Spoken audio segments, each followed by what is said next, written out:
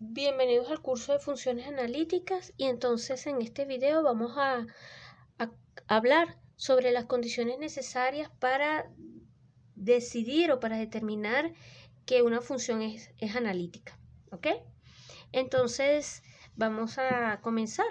Supongamos que tenemos una función f definida en un dominio omega en C. ¿Ok? Con f de z expresado, viene dada por su parte real, por su parte imaginaria, y vamos a suponer que esta función es analítica en un punto z sub 0 perteneciente a omega. Recuerden que aquí omega es un subconjunto de C dominio, es decir, estoy pidiendo que el conjunto sea un conjunto abierto y con eso, ¿ok? Entonces aquí z sub 0 es un punto en omega. Recuerden que z sub 0 tiene coordenadas x sub 0, y sub 0 y que f tiene coordenadas v. ¿Ok? Como la función es analítica, nosotros sabemos entonces, por definición misma de analiticidad, que esto existe, este valor existe. Y este valor es el límite cuando h tiende a 0 de f de z sub 0 más h menos f de z sub 0 entre h. Donde recuerden que este h es un parámetro complejo. O sea, cuando h tiende a 0, en realidad h es un número, pongámosle h1 más i por h2. Y este h se está acercando a 0 más 0 por i, a un valor complejo, ¿ok? La notación engaña, pero se parece mucho al caso, uno ve así, cree que está trabajando con variables reales, pero esto es complejo, ¿ok?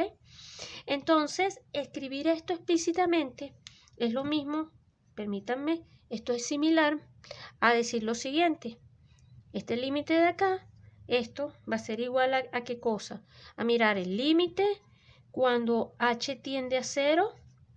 Permítanme, como este límite existe por todos los caminos, entonces esto es lo mismo decir que eso va a ser igual al límite cuando h tiende a 0 con h perteneciente a los reales. ¿De qué cosa? De u de x sub 0 más h, vamos a ponerlo así, coma, y sub 0 más i veces x sub 0. Vamos a ver si aquí entra apretadito, vamos, porque está un poco x sub 0 más h, y sub 0, estoy escribiendo explícitamente esto, ¿ok? Menos, acá quedaría u de x sub 0 y sub 0, menos i por b x sub 0 y sub 0, esto va a quedar apretadito, pero bueno, todo esto entre h. ¿Qué es lo que les estoy diciendo? Que como este límite existe, voy a borrar esto, ese límite que hemos denotado por f' de z sub 0 existe, cuando nosotros pónganle que este es el plano y por aquí está z sub 0.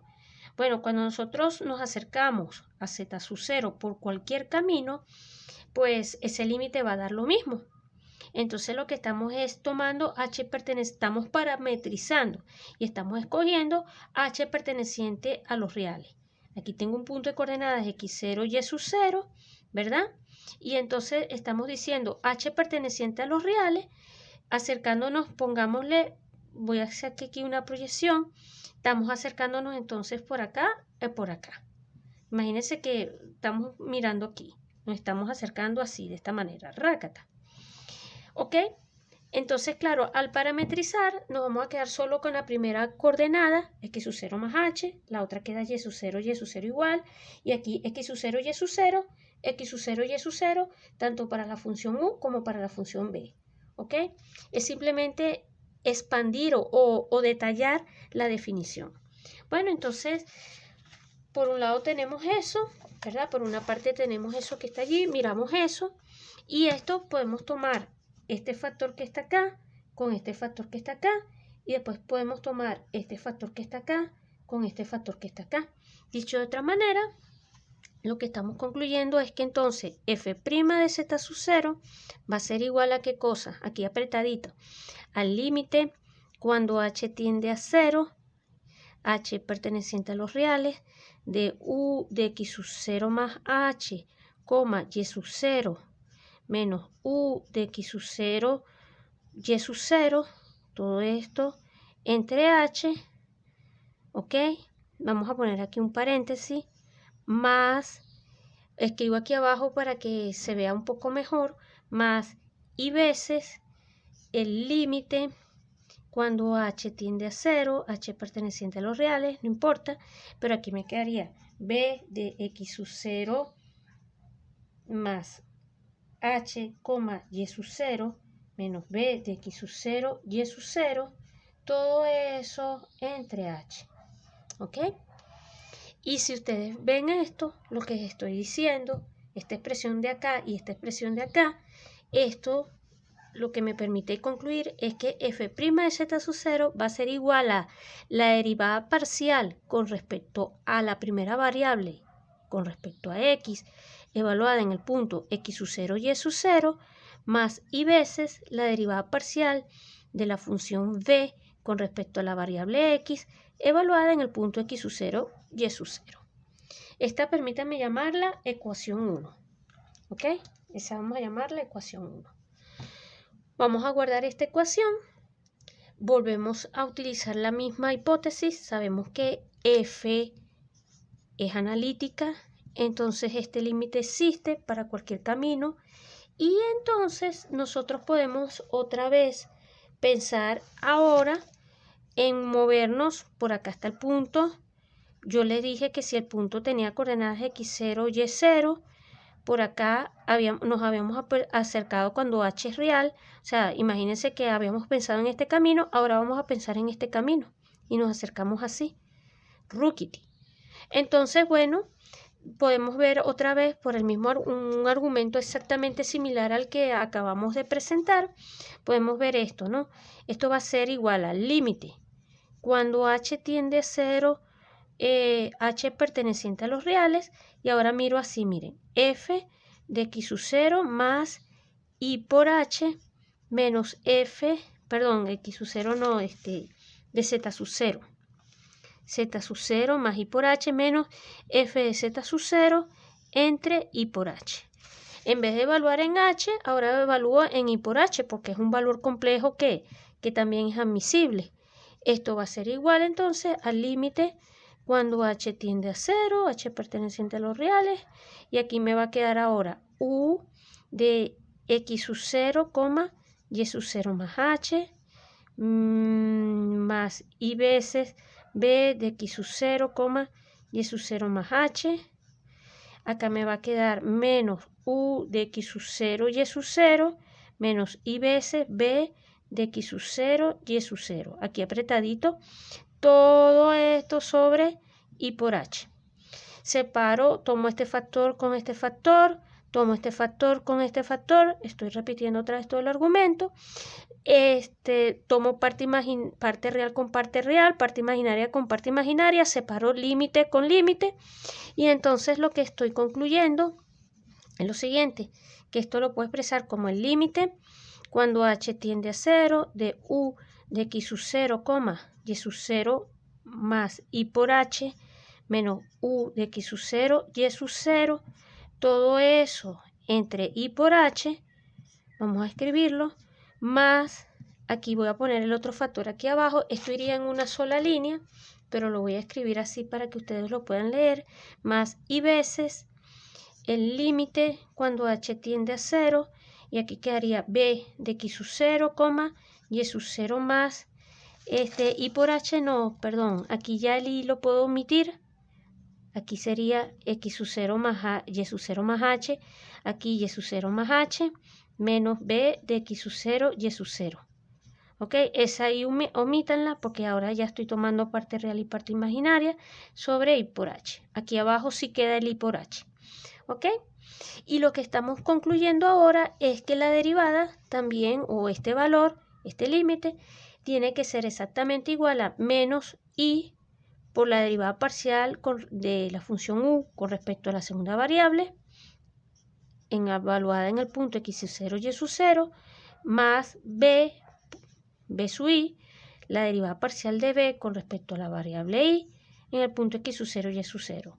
Y esta ecuación o esta identidad la vamos a llamar 2. Ahora comparando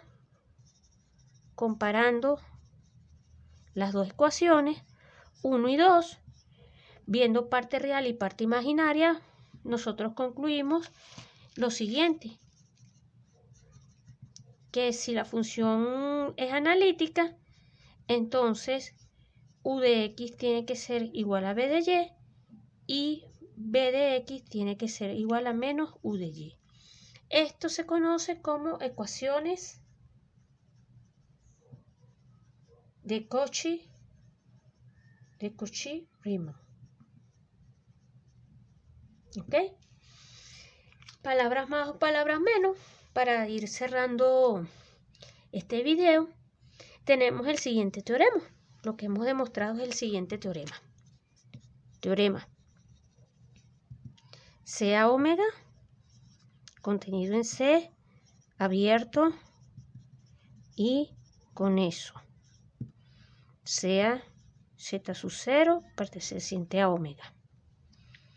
Si f, definida de omega en C, f de la forma u más ib, es analítica en z sub 0, entonces